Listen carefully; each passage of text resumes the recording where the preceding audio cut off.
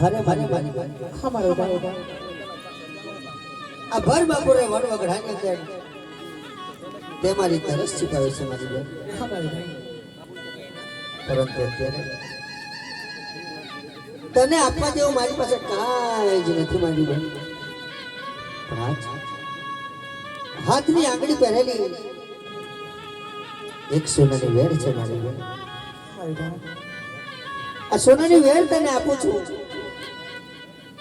અને આજથી હું તને મારા ધર્મની બેન